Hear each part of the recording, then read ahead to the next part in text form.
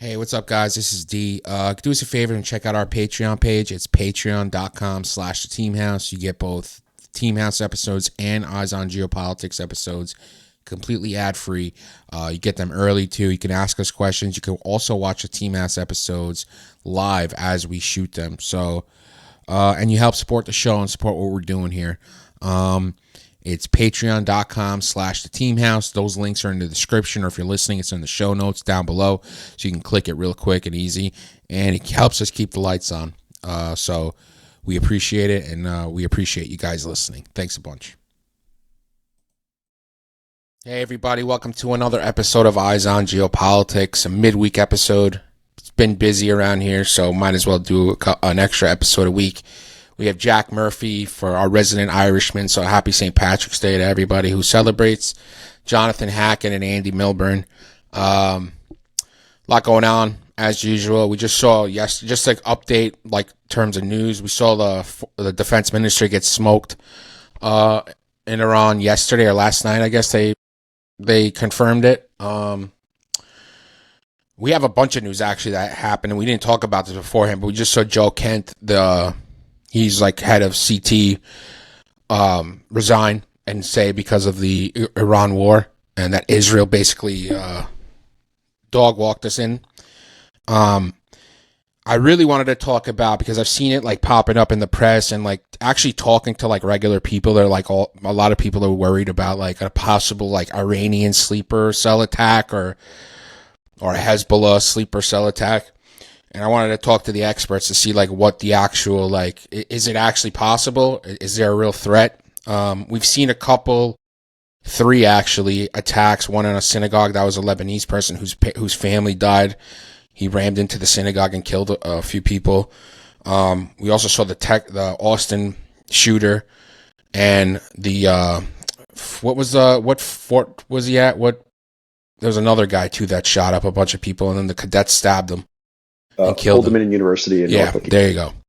So we've seen like these lone wolves. As far as we know, it's a lone wolf attack, not like these organized where they could trace it back to like a sleeper cell, Iranian intelligence or Hezbollah. So I have the experts here. So you guys tell me how at risk are we in the United States? I can go first if you want. So I was a counterintelligence agent. This is exactly the kind of stuff we looked at both inside the U.S. and against our allies and partners as well.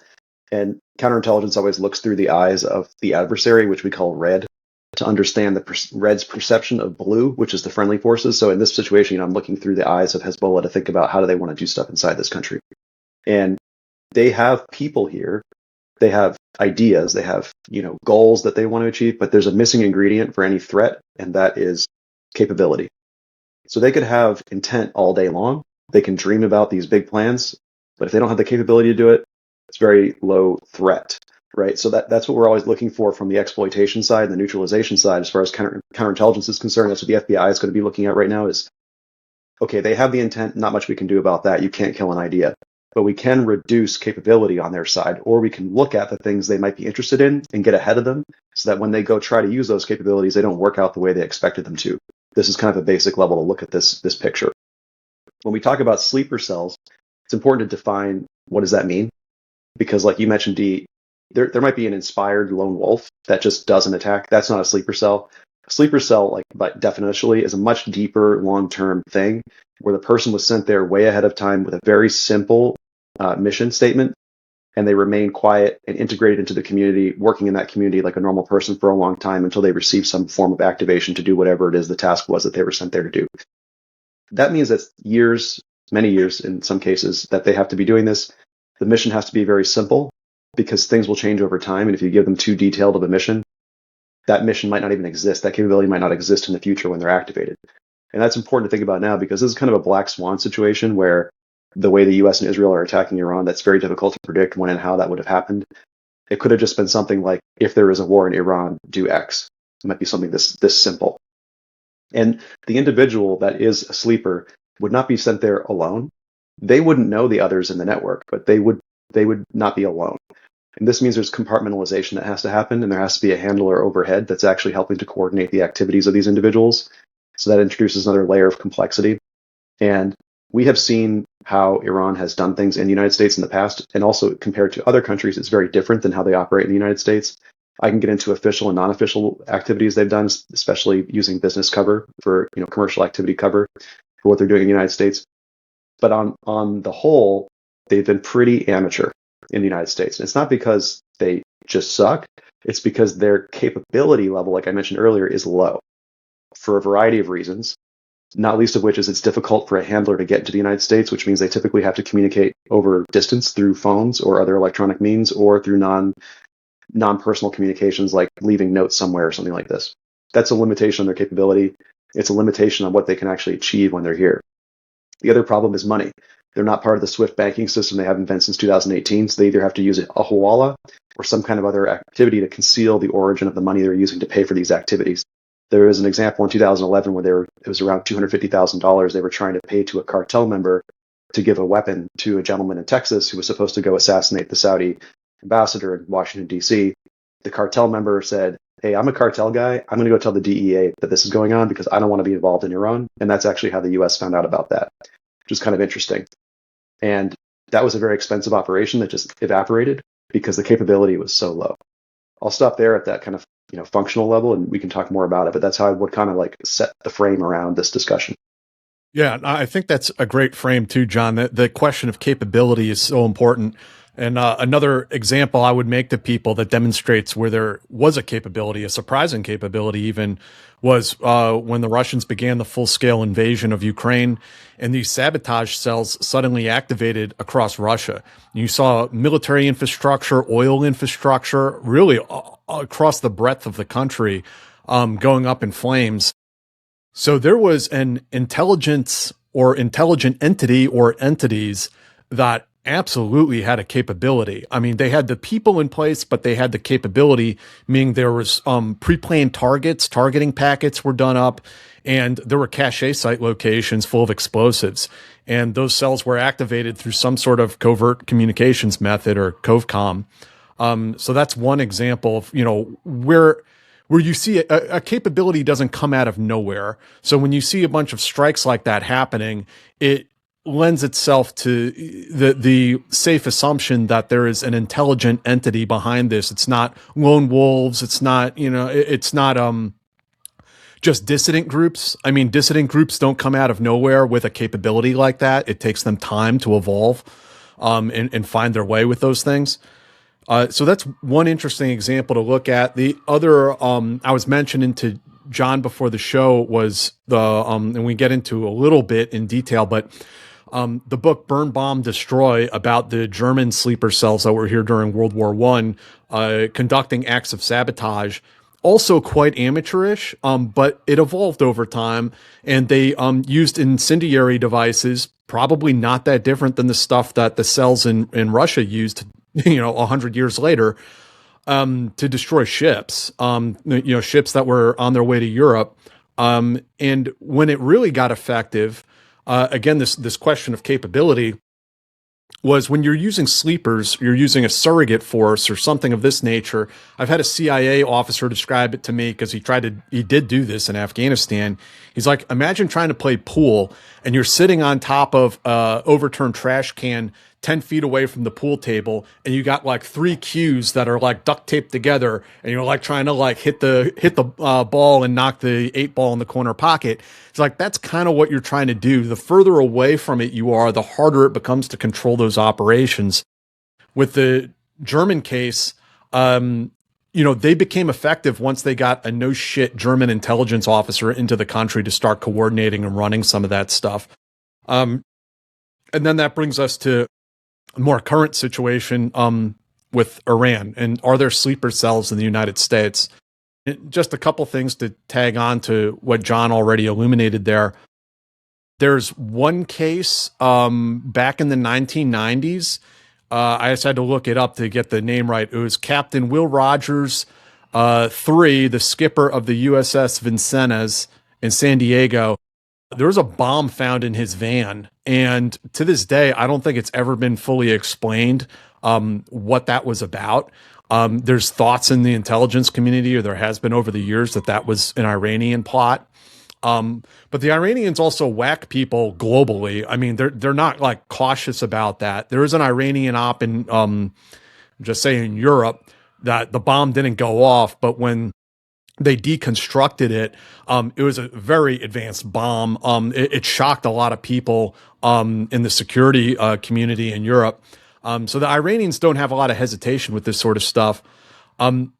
But now, are these cells in the United States? And I think we have some pretty good proof that they aren't, that those cells just don't exist. After the Soleimani strike, you would have expected something to have cooked off. And now we're, bombing the hell out of Iran and fixing to do potentially a ground invasion. I mean, if the Iranians are not activating those cells now, then explain to me what the trigger is, because they're already in an existential crisis right now. I mean, they're not going to topple easily, but if not now, then when? That would be my question. And I think that's sort of the counterfactual. You could look at this to try to determine if these cells even exist. I would say they probably don't. However, there are people in this country. They could be lone wolves. They could be, support agents, people who are sympathetic towards the Iranian regime, who take action on their own, or maybe at direction from, back in Iran. One thing that I was told about just yesterday is a bunch of suspicious packages have been showing up at MacDill Air Force Base, directed towards CENTCOM, Central Command. The FBI is investigating this. They're involved. I have not heard that an actual bomb has turned up yet, but I mean, this could even just be a psychological operation to send packages that look like bombs to just, get people on the base, cautious or afraid. So we'll see what happens with that. I don't know what's, John, is there anything I'm missing here that you'd like to elaborate on? I just want to kind of pull on a thread that you mentioned. You mentioned sabotage and a couple of things like this. And again, from that counterintelligence framework. So there are 4 types of attacks we'd be looking for from a potential sleeper element like you're mentioning. And those attacks would be against certain types of targets, right? Because you're trying to achieve some objective by doing this thing. The 4 types of targets are persons, organizations, installations, and then people generally. And there's a specific type of attack that targets each one of these. So for example, attacks against persons are typically espionage related. Attacks against organizations are subversion related. Then against installations, it's sabotage. Then against people or other things, you have terrorism as that kind of catch-all at the end. But when we're trying to protect against these things to reduce that capability I was talking about, like you mentioned, there might be a lone wolf or even a person in contact with some Quds Force guy overseas. They could have that intent all day long, but if we can actually go after the persons, organizations, and installations to defend those categories, we can more precisely protect them. So even if the adversary had some really good intent and maybe even a little bit of capability, the target suddenly becomes too hard to strike and they're going to have to flow around it and go somewhere else. So this is kind of the thing we look at when we're trying to preemptively neutralize these activities, is evaluating our own installations like MacDill Air Force Base, for example. We'd be thinking about how do vehicles get in and out of base? How do packages go around here? Like, where are the cameras? All these things to get these things already ahead of time so that if something like this comes up, the person approaching their vehicle already understands how to evaluate their vehicle before getting into it due to heightened threat environment situations, for example. So these are the things to keep in the back of the mind as a person evaluating what are these actual threats and what is the actual capability. And I'll mention the Bojinka plot, which was a pre-Al-Qaeda type plot in the 1990s that Khalid Sheikh Mohammed and some others were planning to bring a bunch of aircraft and crash them into buildings, which sounds a lot like September 11th, but this was before September 11th. The reason they weren't able to do that, they had a really good plan, excellent ideas, and a lot of intent, but they had almost no capability to do it. It wasn't until later on that they actually shifted their operations to be able to have the capability years later in 2001 to actually execute such a threat with the capability required to do it. And I only highlight that because the intent didn't change the entire time. What did change was their ability and the opportunity to do that attack. There's just one more thing I'd like to touch upon here with the nature of sleeper cells, potentially, especially sleeper cells from an authoritarian regime that are placed undercover in a country like the United States. There were a few. The Soviets didn't have as many as we probably thought they did, but at the end of the Cold War, it was revealed that they did have some sleeper agents. In Milt Bearden's book, The Main Enemy, he talks about one of them, a Czech guy who they had placed in the United States. And after the wall came down, I believe he came forward, if I remember correctly. And he had just integrated into the community. Like, he had a family, he had like kid playing in little league baseball and this sort of stuff. And he was like, yeah, I have like this trunk of like rusty military gear in my basement. If you guys want to come get it, like, I don't give a fuck. And I think this is a problem too with that a country like Iran would have. You send sleepers to the United States. When they're here for a prolonged period of time, building their cover and building their capabilities, unless they are the most hardcore ideological dude, they are going to start finding a woman. They're going to get a job. They're going to have kids. The kids are going to get into school. And then when that activation code finally comes 30 years later, they're like, do I really want to like screw up my whole life here and end up in a supermax for the rest of my days? Because this authoritarian regime that doesn't give a shit about me wants me to go and kill a bunch of innocent people. So I think that's another dynamic that comes into play when you're trying to use sleeper agents. Actually, Jack, on that, so even not just sleeper agents, but embassy personnel from these countries. I was doing a lot of work in North Africa out of the U.S. embassies there, and there were a few North Korean diplomats that in the countries that have North Korean embassies there in Northwest Africa, those diplomats are not allowed to return back to Pyongyang ever. They have to rotate around the embassies in Northwest Africa because the government, the authoritarian government, is worried about the exposure they've had to things like alcohol and parties and restaurants and freedom, even in Northwest Africa, to the extent that they will not allow them to return back to rotate back to the mainland. That's crazy.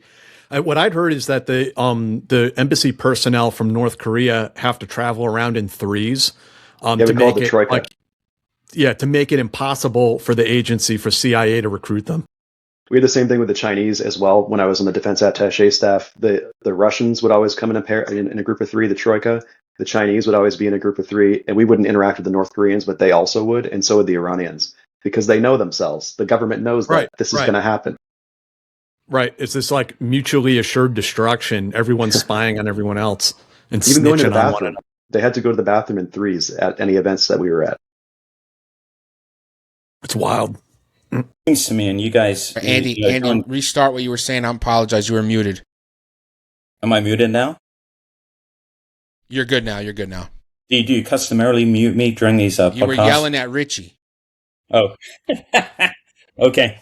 All right. Yeah. So, getting back to Iran, though, I mean, I think, and John, you know way more about this than I do, but this term sleeper cell sounds sexy. It evokes Hollywood. It evokes that miniseries, the Netflix, I think it's a Netflix miniseries about Russian sleeper cells.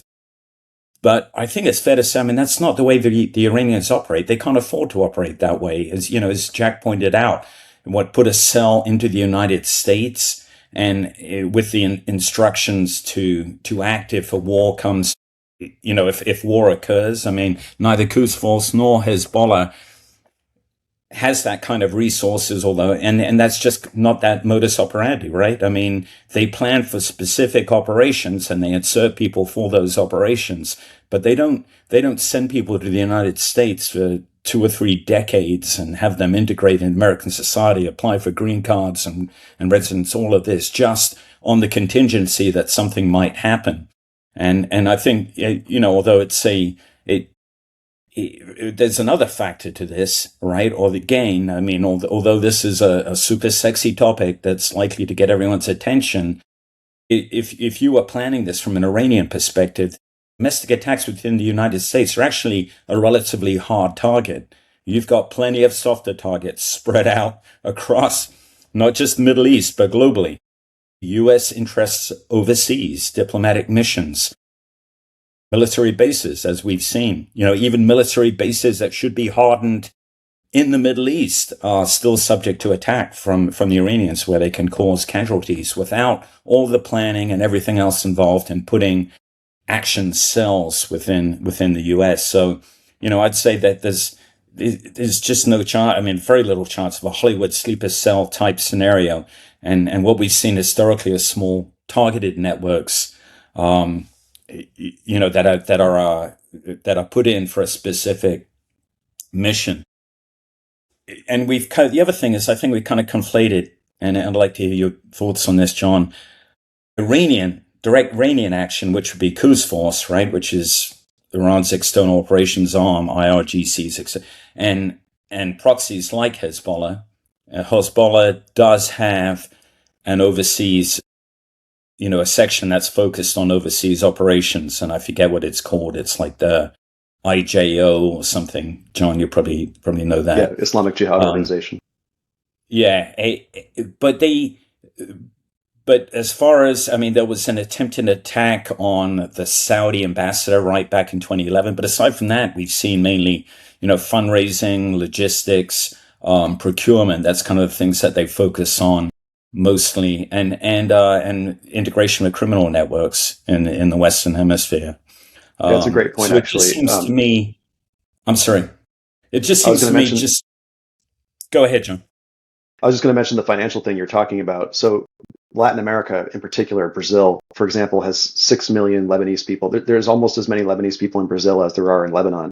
And many of them are either Druze or Shia descendants from Lebanese diaspora.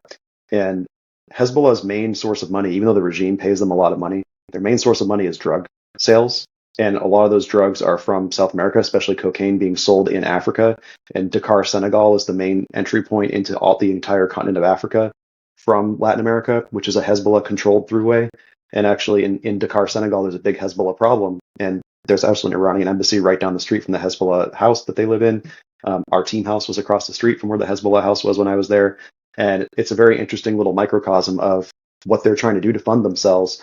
And part of the reason they have this Islamic Jihad organization, even though the name of it sounds like an ideological thing, is actually more of a force protection asset to protect the money and drugs moving back and forth between these nodes to make sure that people aren't going to steal it or do something to it so they can bring it to the Middle East. Saudi Arabia is a huge purchaser of these drugs. So is Syria. We had a thing in Lebanon when I was there where we had an aircraft that was a Saudi prince's aircraft that was full of ecstasy pills that Hezbollah had manufactured, and this prince was selling them, and we found it on his aircraft, even though it was dip plated or dip noted. And these drug networks require a lot of strong arm muscle, including these overseas operatives who may be trained to protect the stuff, but could also be activated in turn to do other things, like we were talking about earlier. They could do sabotage, they could do subversion, they could conduct terrorism if they need to, especially because they have these networks that can already move in and out of between these different countries, especially into Latin America. Yeah, we just, I was in Dakar in like 2013, have a nice new embassy we just built there. Right in the coastline, significant Lebanese population in that country. But I would guess, I don't know, I would guess Hezbollah's external operations capability is likely being degraded compared to about a decade ago. Largely because of, Syria used to be a key hub for moving people and equipment. And of course, that environment's become much more contested. And Hezbollah has its own problems on its hands in Lebanon itself. It just seems to me a far-fetched but attention-grabbing topic that is surfaced without any foundation in fact, right? I'm not dismissing the risk, and of course it's always a risk, but minimal compared to real risks facing us, right? Like the collapse of the global economy, and continued attacks on U.S. forces and interests and related interests overseas. So, I don't know if we're ready to shift gears, but I'd love to hear you two guys opine about the Mew on its way to the Persian Gulf. I was waiting for John to kick it off. I'm happy to do so. This has been one of the most important developments, or perhaps not the most attention-grabbing developments in the last week, is the movement of a Marine Expeditionary Unit, the 31st Marine Expeditionary Unit, out of Okinawa, a garden spot, as those who've spent any time there know. And why is that important? Well, 31st MU has actually lower level of capability than the MUs that are based out of the United States. I'm not saying that it's it used to be known as a security corporation MU, right? I'm going to get beaten up by 31st MU guys for saying that, but it's definitely a lower level of capabilities. My point is, it's an odd choice if you are indeed planning to conduct raids. It wouldn't necessarily, wouldn't be my first choice of MU. It's a forward deployed amphibious landing force, but it's very small. You'll hear a lot of talk about 2,000 Marines, but actually those who go ashore is pretty near at 1,200, which is relatively very small. So I think if they do go ashore, it's going to be very quick. They're going to hit specific targets, the raids, and then withdraw. They're not going to invade Iran, which is what I've seen, and that's the problem, right? You hear talk about ground force and people don't understand the nuances of this, certainly the general public. So Marine Expeditionary Units, I mentioned about 2,000 Marines, amphibious ships, typically 3 or 5. They have helicopters, tilt rotor aircraft, limited aviation support, and it's primarily for raids, crisis response. Straits of Hormuz, potentially, targeted raids within the Straits of Hormuz, the islands there, because as we've seen, you can't. There's a couple of problems with the air campaign. I mean, there are certain things that are, as we've found out, hard to destroy, locate and destroy. Missile launchers being one of them. Drones, fast attack boats can be hidden. Coastal radar. And mines, all these things can be moved around quite easily. And although we've seen very optimistic projections about what we've destroyed, the real truth is, as anyone who's dealt with battle damage assessment knows, is that once you get past kind of like an estimated 50% 50% estimate that you destroy the enemy's capability, it's really difficult to be precise about it. And the point here is, at what point do we say the Strait of Hormuz is open for traffic, right? Because unless we're really sure we've eliminated the risk. Well, how are you sure you eliminated the risk unless you put someone ashore to do that kind of assessment, to conduct raids, to destroy targeted operations, to destroy enemy infrastructure, and then report it. I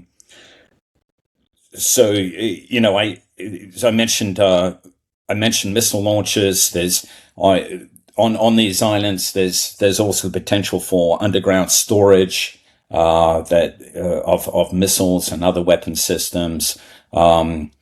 Another factor disrupting battle damage assessment in the Gulf is undoubtedly the Iranians use decoys and camouflage, just the way that we would, and the way the Ukrainians have continued to do in that conflict. So what value do they bring? Okay. Why would we land them? I suppose clear tunnel complexes, aside from the missile launches, destroy radar systems, eliminate drone launch sites, and confirm targets and neutralize. Those are all things. I know we're going to talk about separately the enriched uranium problem, but if we're just talking about kind of conventional targeting for raids in the Gulf, that's more or less what we're talking about. And there's a series of islands, John, I'm going to butcher the names, but there's Abu Musa, right? The one right at the entrance to the strait. I think if we were normally we'd have Dee point these out on a map, but we haven't got that far technology yet. And then there's like it's spelled TUNB, Tunb. A couple of islands over there which are directly overlooking the shipping lanes, right?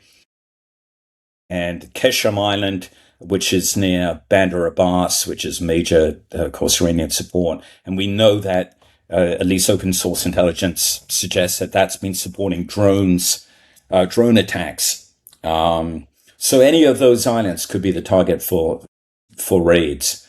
But of course, you put 1,200 Marines ashore, it's not quite as simple as that.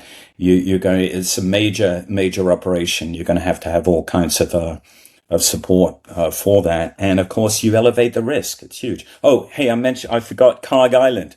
which is our favorite topic, right? Iran's primary oil export terminal, critical to its economy, as we've heard. Some back and forth about whether we're going after the oil terminals on that island or whether we want to preserve them, and perhaps a difference of opinion there with the Israelis that we can talk about. So, a raid or seizure of Karl could disrupt further Iranian oil exports, if that's one of our objectives. But also, again, conduct battle damage assessment, which as I've said is a significant problem. So when you step back, so the MU moving towards the Middle East, all it does is represents more options, right? I doubt, and I don't know, I'm speculating, I doubt that they're being moved there with a specific mission in mind. There will probably be a series of contingencies, and probably the decision hasn't been made whether or not to land them. And by the way, the last thing I'll say on this is a Marine Expeditionary Unit. I explained how small it is. Arguably, you get more out of it while it's at sea, right? It has kind of an operational impact then, because you could land it anyway. You keep the enemy guessing. Once you've landed it, it becomes very tactical, and you elevate your risk, right? Because now you're sucked into that one location.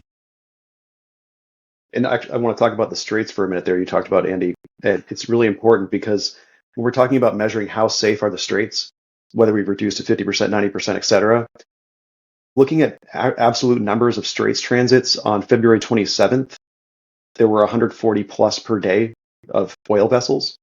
That has trickled to 6 over 5 days, like 1 per day, roughly.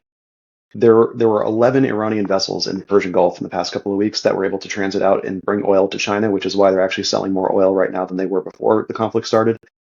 And the only vessel that has actually gone out and exited the Straits with oil was yesterday. It was a Pakistani flagged vessel that had agreed with the Iranian foreign ministry to allow it to transit through for various political reasons. And there were 2 Indian vessels that are allowed to move back to repatriate some Iranian bodies from the Sri Lanka coastline that were bombed by the submarine a few days ago. So if we're looking at that, it's down below single-digit percentages of transits through there. It's absolutely not secured. In no reality is it safe to transit through there. And the other challenge is, maybe from a military perspective, it's physically safe. But if you're an insurance company that's insuring a Maersk ship with $300 million worth of oil on it, you may be very hesitant to insure that ship. And so this is another political external factor that the military can't really control. It's going to have to be at the political level that this problem is solved, or else these vessels won't feel safe enough, and the insurance companies won't feel safe enough to insure those vessels, even if it is physically safe to pass through. So that's another step that has to occur as far as messaging from the U.S. side and from the Israeli side to tell the world that, hey, it is actually safe, or the U.S. can absorb some of that risk by promising those insurance companies that they'll almost subsidize that insurance, kind of like the federal deposit insurance we have for deposits in banks, which is something that has been discussed but isn't fully in place yet. And then on the MU portion of it, you mentioned it's this small, versatile entity, and it's actually the smallest of a certain type of Marine task organization called a Marine Air Ground Task Force, which is something unique to the Marine Corps for listeners who don't know this. This task force is very scalable. From that MU size, which is roughly 2,200 total people, including logistics and other support and command element, it can move up to a brigade size element, and it can move up to a force size element. These are kind of like increasing scale echelon for what a command might need. And by comparison, during the 2003 invasion of Iraq, there were MUs that were there, but they were part of much larger entities doing a ground force invasion of Iraq, which is arguably a far less complex invasion than the terrain facing the ground forces in Iran, which would require many, many more units of much higher scale to actually traverse and secure those high terrain features to safely move into the country from a conventional ground force invasion perspective. So when looking at this MU, people are thinking about boots in the ground, probably of some kind of conventional combat force, and it's important to be hesitant there and question, well, how much would that MU actually achieve, and would it even be safe for it to go aground with the small size it has? Because that's not what the MU is for alone. As Andy mentioned, that MU is to do things amphibiously from sea, ship to shore, and then back to ship. That's really what it's supposed to be for. That could be seizing a beach, holding a beach, securing a location for follow-on forces to flow through, things like this. they're not supposed to be there long term, and they're not supposed to be the main combat element. That's what things like the 82nd Airborne and Marine divisions are for. And we have a great map up here. We can see Straits of Hormuz. Masters of technology. Yep, Jack came in clutch with this one. I'm impressed, actually. Do you see Crag Island, though? Isn't it a little bit more north? It's up there. It says Kark, which is incorrectly spelled. Yeah. Yep. And that's 100 kilometers from Abadan. And I was reading about this island, too, today, that this has supposedly underground missile facilities on it. Yeah, you can actually see them on Google satellite imagery. You can see the Russian, the Russian surface-to-air missile, the SA-9 structure, where they usually have like a pentagon formation. You can see those all up and down the island. Have we not been hitting that island? I'm sure we have. I'm assuming we have been. The desalination plant we hit was on that island, and that's kind of messed up. Like it basically deprived 30 villages of fresh water.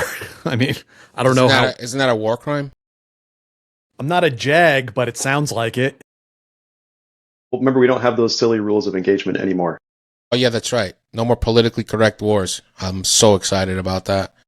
John's trying to get me triggered, bro, and this is such a good episode, and he's doing this on purpose. I know it. It raises a point that I don't think is commonly understood, not even in the military, right? About the enemy's order of battle and understanding how much you've attrited it. And even with all the technology the United States has at its disposal, what a difficult task that is, made more difficult by the terrain, by the fact that when you're talking about the nature of what is being potentially could be hidden, and we talked about missile launchers and drones, small boats, all these things that could significantly remain a threat are easy to disperse and conceal. So it doesn't matter what you have. So these press conferences where we are trotting out all the things that we have done don't really answer the mail. The real question is, what does Iran have left? And that arguably could be what Marines ashore could do. Although personally, I think I would just for a number of, I would select different special operations forces to do that if your concern is BDA, and 2,000 Marines, one MU. Once you committed them, as I made the point earlier, you committed them, right? It's not something that, yes, you backload them on ships, but it's not as though you can hop all around the Straits of Hormuz using them again and again. Yeah, that's actually a good point. We were on the Special Operations Task Force in Iraq in 2016, and we did a lot of strikes. I think it was 30,000 strikes in 6 months. And we had to do battle damage assessment after all those strikes to ensure that we were hitting targets right with the right things and all that. And even that, when we had the ability to get inside the denied area and actually measure the BDA, we had a very hard time to get accurate BDA on the ground where we actually were. Because you have human intelligence that's not always accurate. You have signals intelligence that only gives you a piece of the picture. When you look at the physical infrastructure, that doesn't actually tell you about capability. It just tells you about the building. Right. And if there's bodies in there, we don't know which bodies. You have sources at the hospital trying to tell you who they were, but you still don't know. And that's when you're actually physically there. And we don't have that scale of deployment in Iran, which on a much larger scale of destruction already, that's going to require precise BDA to actually measure. Did we hit the right things with the right equipment and with the right follow-on effects? John, one thing that hasn't received much attention, though, to my surprise, and certainly in the media and discussions, are this time round in Iran's nuclear facilities. There hasn't been mention of destruction to them in the battle discussions of battle damage assessments. First of all, what's your take on that? And secondly, do you think perhaps that's the next phase of this operation? I saw some satellite imagery on January 31st, I believe, of some of the facilities, and they're basically buried underground by the strikes that we did. And the thing there is, you don't know how much is buried, or if there was even anything buried there. And back in June, when we were striking some facilities, the regime had already moved some of the uranium to other facilities. So it's very difficult without having people on the ground to actually know what's in there. And that's not human sources, because even the sources might not know, because they're not digging in the soil. They might be just guessing and saying, well, it looks like this was destroyed, so I guess that's probably what this is. You would actually need to go there and measure with some technical equipment to figure out what amount of material remains underground. And the only way to do that is to obviously dig underground. It's a very challenging thing to do because these facilities were very deep underground in the first place. If you've seen some of the strikes that we did that were the penetrators that they basically are very heavy. They hit the ground and go deep underground before they explode. So they have this little pinpoint hole in the ground before they go in, and they do a bunker buster explosion deep underground. You have no way to measure what the efficacy of that was, or even if that was the right location in that complex where you should be hitting it, because nobody's got a flag there saying the uranium is here. Even if at the facility, they might have moved it to a different wing. There might be other tunnels. We can do a lot of measurement and signature intelligence, or MASINT, to see what soil was moved where, when, how much soil was removed. So we can estimate how large the tunnels are based on what the amount of material that's been removed is. But that doesn't tell you what the configuration of the tunnel is and all these other things. There could be some side room that we never knew existed.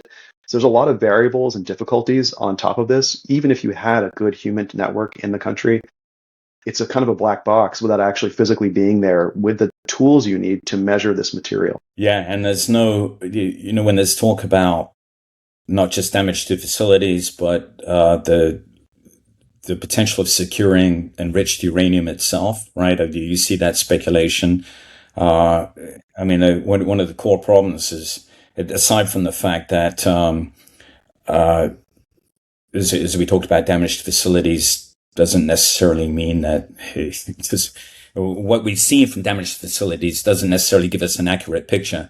And trying to track where that material is, what condition it's in, whether it has been moved, whether it can be moved at short notice, all those things are questions that are going to be very tough to answer if indeed that becomes a mission. And actually, that's a great point about the complexity of this, because there isn't just like a box of fissile material in a facility. There are varying ways that this is stored depending on where it is in the process of enrichment and refinement. In the early stages, you might have some yellow cake, for example, that is contained in a pretty obvious structural container. But once you start putting it in the centrifuge cascades, which Iran uses this specialized cascade system of centrifuges because they're not allowed to get the larger centrifuges that the nuclear-powered countries have. So you basically have these very long lines of centrifuges, all produced by the German company Siemens. That's another thing to talk about how they got there. Anyways, they're there. They've got these things all linked together in these very long, almost like tubes of many centrifuges spinning at different speeds to try to separate and enrich the uranium. In a particular facility like Natanz, for example, there may be thousands of these centrifuges. And they're pretty good. They're bigger than my head per centrifuge, right? So, if you want to go get these things out, you're not talking about a guy going in with a backpack and just putting the uranium in his backpack and walking out. You're talking about a very long-tailed logistical requirement to support just the movement, not talking about the safety or these other things, but just the actual logistics of getting this stuff out. How many people would you need? What kind of equipment would you need? There might even be a thought going on in the decision-making process about what if we just physically destroy enough so that nobody can dig down there and get the stuff out? Because that might actually be a better solution than going over there and actually digging with heavy machinery to get this out. And I'm sure this kind of discussion is going on right now with the National Security Council, and I'm sure Marco Rubio is talking to himself in the different positions that he holds to try to figure out how to advise himself to tell the president about how to get this uranium out. Yeah, the hardest part of the mission isn't getting there. It's what you do when you do get there. Yeah, a little bit. I'm not going to talk too much about what's actually going on or potentially going on right now in regards to this, but a little bit of historical data that may be useful for to help people think about this. The counter WMD mission, of course, has been, with JSOC since its inception. Early training exercises, Delta was going up against simulated improvised nuclear devices and having EOD guys come in and disarm them. But then it kicks into high gear or in the 1980s when Gaddafi had an underground chemical weapons facility in Tarhuna, and JSOC was tasked with a mission or planning a mission to go in and destroy it. And interestingly, the way it was planned was that Marine Corps hovercraft would come up over the coast of Libya, come as far as inland as they could. Then they would offload trucks with the JSOC guys on it. They would then drive to Tarhuna using industrial drilling equipment, drill down from the surface into the facility. And then in basically cement mixer trucks, pour an explosive slurry down into the facility and detonate it. So it was a pretty crazy plan. I guess it's for the best that it never had to be executed. That situation was resolved diplomatically, and Gaddafi shut that facility down. But that was sort of the beginning of JSOC sort of looking at this problem set, and it's evolved over the years. It's been called the Deep Underground Mission or the Hardened, Deeply Buried Target Mission. And over the years, that has evolved into essentially, JSOC going in to conduct WMD sabotage, to like just go in and destroy those facilities. And it could be like chemical weapons vats, it could be fissile material, whatever the case may be. And then that evolved, by the time you're getting into like the mid to late 1990s, it evolved not just into the destruction, but to seize the material and take it out with you. And JSOC has done extensive training on this at the Nevada test site, in underground tunnels and things like this, practicing explosive breaching, like breaching heavy vault bunker doors underground. It's a very technically difficult mission to accomplish. And they've done this. And I mean, all the way up until, some other stuff I won't even get into right now. But the CBRN aspect, the radiological material aspect of it, makes this mission that much more dangerous, especially if you're going into targets that have already been hit with airstrikes. You don't know, like, have those vats been cracked open? Did they topple over? Is this stuff already in the ground? So it's a very technically and logistically complicated operation to pull off. And I have a question. It's not going to be like some quick like Maduro raid, few hours overnight. No. It's going to take days or weeks, I'm assuming, to do this. So there would need to be security. It's not just a quick in and out. Thanks for coming. In a sovereign hostile country, you're going to need a secure perimeter for an extended period of time, right? I mean, days to weeks. A secure perimeter, control of surrounding terrain, protection against counterattack, which could come from in any domain, right? So as a Marine Expeditionary Unit potentially could accomplish that mission. I know. Let me rephrase that. That could potentially be a mission assigned to the Marine Expeditionary Unit, but it's never been done before, right? It's not something specifically that Marines train for that period of time. And you can imagine. I mean, so you've got all the inner problems, right, inside that cordon, all the problems that you're going to have to deal with, locating the material, verifying it, securing it, either destroying it or removing it, and then you've got the external security problem, which is immensely complex too, and all of which makes you hugely vulnerable. This is pretty much unprecedented what we're talking about here. And the precedent you would look to, if anything, it's not like the Maduro raid or the Bin Laden raid or something like that. Actually, what I would look to is there was an operation in the early years of the War on Terror in the early 2000s. SOCOM was somewhat involved, but mostly it was DITRA, the Defense Threat Reduction Agency, went to a island in Uzbekistan where the Soviets had a chemical weapons facility back in the day, and there was tons and tons of anthrax in the ground. If terrorists wanted, they could just go to this island and dig anthrax out of the ground, and they'd have their sample ready to go. So DITRA goes in there with all their subcontractors and Raytheon contractors and everyone else, and they destroyed that material. They dug it up out of the ground and destroyed I think like 60 tons of anthrax it came out to. Now, the difference, of course, is this was a permissive environment. This was done with the cooperation of the government of Uzbekistan. We want to go in and destroy these WMDs and keep the world safe. And Uzbekistan's like, okay, bring your boys in. We can do this. It wasn't an armed military operation. But what we're talking about in Iran would have more in common with what I just described than with like a Maduro raid. And plus, we're talking about this as if it's like one facility. There are at least 12 different facilities in different provinces spread all over the place. You have to repeat this 12 times or more successfully to achieve the objective that you're looking for. So that means every single time you do it, you're introducing new risk, new layers of complexity, new opportunities for attack. Because let's say you do it like 3 times. Well, the adversary is going to measure how you did those 3 times and figure out all kinds of ways to exploit the next 9 times you have to do this, because you're going to have to keep repeating the same TTPs every time. And if you reveal your clandestine methodologies in that first couple of goes, you can't use them anymore in the same way that you did previously. Yeah, if this was a what we call a COA brief, right? A course of action brief.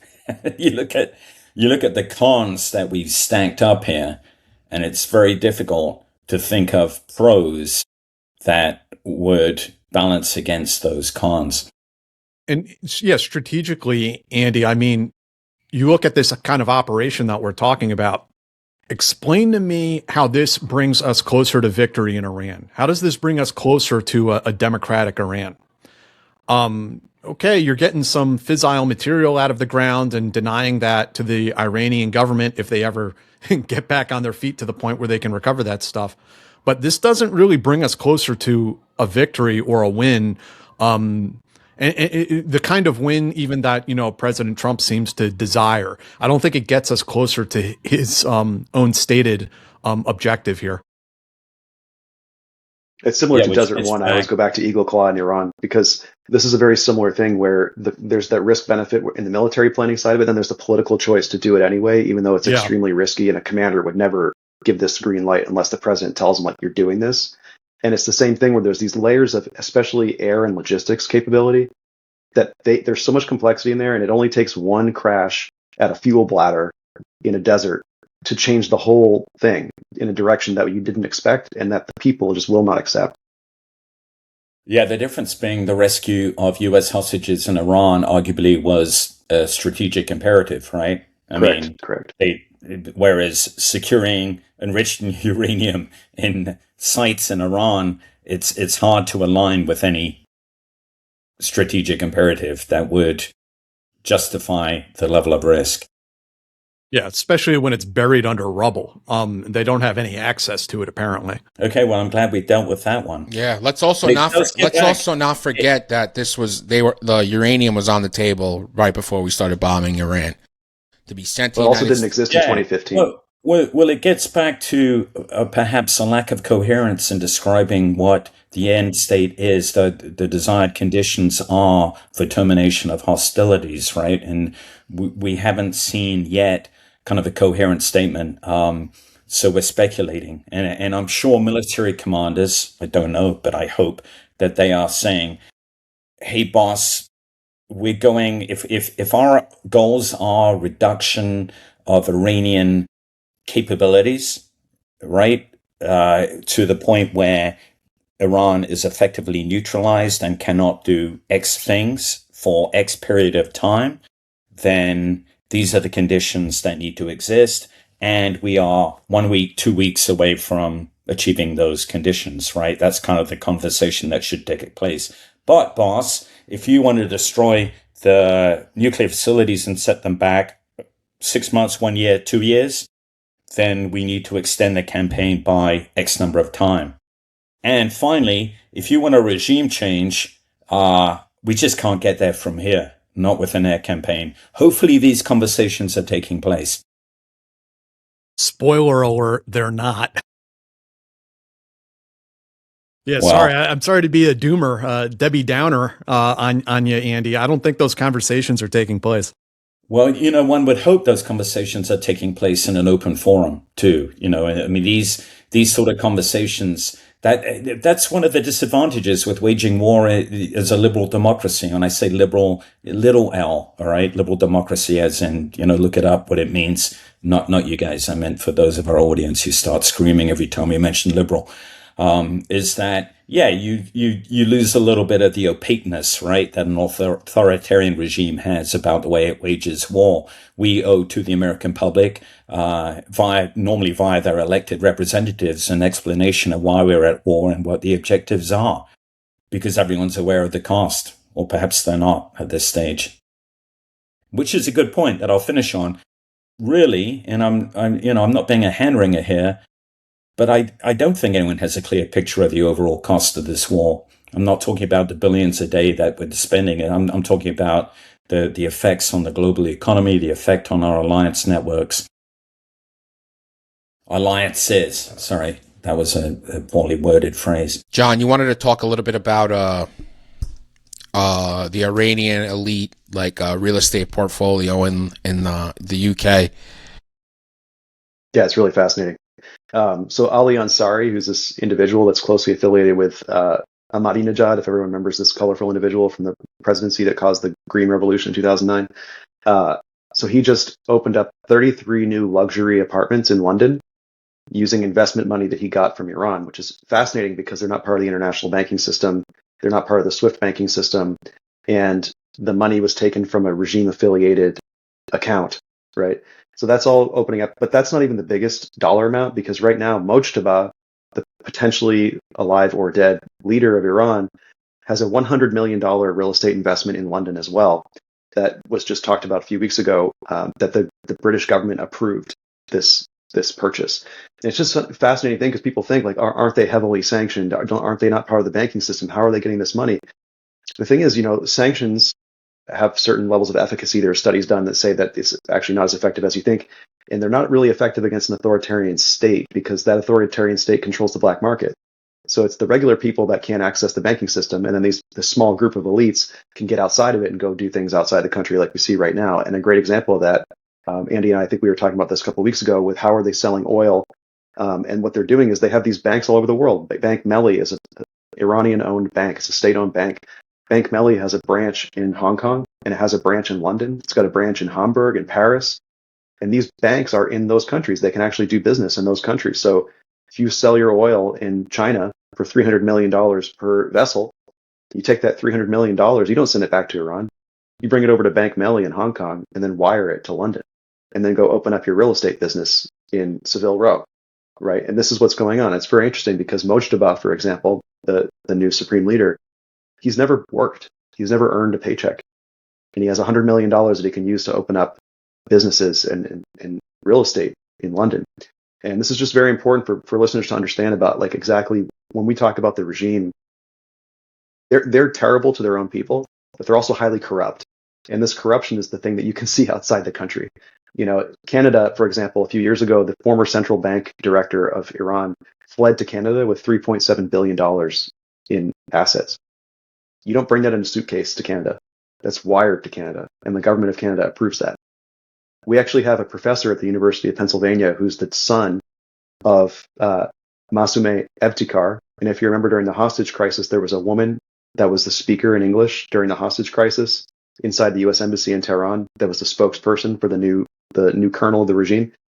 Her son is a professor at the University of Pennsylvania. How is that possible, right? Zarif, former foreign minister, went to Ohio State University, right? The more you look at this, the more you realize that these elites, they just escape all of our restrictions. And this is why there's such a problem right now, the disconnect between the people in Iran and these elites, that no matter what you do, they're going to find a way to snake around it because it's not a democracy. They can be as corrupt as they want and the people can't do anything about it because, first of all, they don't have any guns. We got to end on a better note. Well, I've got a better note. At some point. And I think, it's a slight change of topic, but I think it's important. I think a lot of people will learn from this. And this gets back to our discussion of the North Korean policy of the Troika, right? 3 people wandering around together.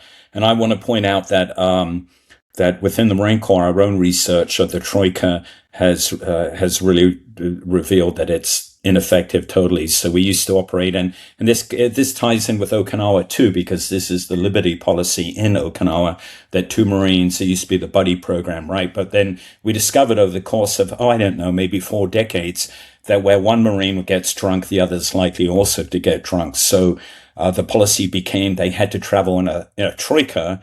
But guess what? We found that the same 3 guys got drunk, yeah, instead of just one. Physics. So, and if the North Koreans are having the same problem. The other point, rice vinegar alcohol. Yeah, and Jack brought up an excellent point too, that he talked about where sleeping cells break down, and he said, someone finds a woman, right? That's the beginning of the scene. Even I believe Muhammad Atta, one of the 9/11 hijackers, was dating a stripper down in Florida. I mean, these guys get sucked into this stuff. Hell, maybe if that had gone on a little longer, he wouldn't have done what he did. As I was saying, it's only the most committed ideological people that can really stay committed to that. And I've heard some stories about the Chinese, actually, not so much sleeper cells per se, but more like espionage, where they're like super committed Maoists, and they'll like live a life of poverty, even if they have like an advanced degree, because they're putting all their money into, helping out the fatherland or whatever. It's very weird, actually. Jack, you remember that story you told me about? Go ahead. Sorry, John, go. I was going to say the Ministry of State Security actually is very unique in the great power espionage world, because they generally don't recruit non-Chinese people. They'll typically only recruit Chinese citizens from China who are in the target country. Like, for example, they're going to Berkeley, getting a chemical engineering degree, but they're Chinese. That's who the MSS will go after, because they know they have they can measure that loyalty, and they don't have to develop it as much as we would have to develop, for example, recruiting an Egyptian guy to work for us in Egypt. Well, it's also that, if they even find somebody who's not a Chinese citizen, but of Chinese ethnicity, and they still have family back on the mainland, I mean, they call the MSS calls them up and says, I was visiting your aunt the other day. I mean, they get the message right away. I mean, they know what they're supposed to do. Jack, what was that story about a virologist who's a doctor working in the United States, probably making a decent living? Yeah. He was living in like squalor because he was like a friend of mine worked that case where it was a Chinese guy, had a job working for the government. He was an MD, but he was living out of his van, and he was selling ghost guns at gun shows. And so there's as far as I know, there's no proof of like a Chinese intelligence nexus. But I've heard enough stories like this over the years. You start to wonder, like, is it really about making money, or is it this guy just acting as a chaos agent, like selling ghost guns to Latino and African American gangs in New York City in this case? All right, great. Now we just brought in China trying to fuck us up too. Great. Well, there's other stuff too. I mean, if you start looking at like the Order of the Nine Angles, and like one of their founders lives in Russia now, I mean, there's stuff that. What is that? I've never heard of that. It's sort of it's like a Satanist nihilistic movement that came out of the UK initially, and those guys go and they do spree shootings and stuff like that sometimes. I mean, again, I couldn't prove anything as far as like an intelligence nexus, but there's enough things that like you're squinting at it like, what the hell is going on here? What a way to end. Satanist fucking shooting sprees. Yeah, sorry guys. No, I want you guys to check out The High Side. Jack Murphy, Sean Naylor. They're working on a really good article coming out soon, having to do with JSOC. Really interesting. With several at this point. Multiple, multiple pans on the fire.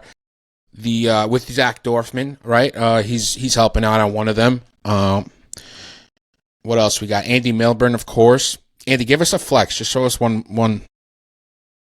No? All right, we'll do that after. You got me on that for the Team House. Remember that? I want you guys to check out Andy's book. The time we went shirtless as well as drunk. Well, yeah, how could we forget, Andy? Yeah, it's a classic. Days are gone. That's a classic. We'll get you shirtless again. Not drunk, but we'll get you shirtless again. We're going to get John shirtless, too. Drop his reputation a couple notches, too. Give me more Twitter followers that way. Your book, When the Tempest Gathers, incredible book. Check that out. That link is in the description. John's book, of course, Theory of Irregular War and Iran's Shadow Weapons. All those links are down in the description. I know, Andy, you're working on another book having to do with Gaza and Israel, right? Like, that's cooking. So we're looking forward to that one. And, of course, Jack's got a new book coming out in June. Very exciting. Fiction. The Most Dangerous Man. I read it. It's really good. Yeah. All those links are in the description. Support the show, patreon.com/theteamhouse. You get both Eyes On and Team House episodes ad-free and early. And as always, a pleasure, guys. Thank you. Yeah. Thank you. Thanks, guys. All the best. Hey,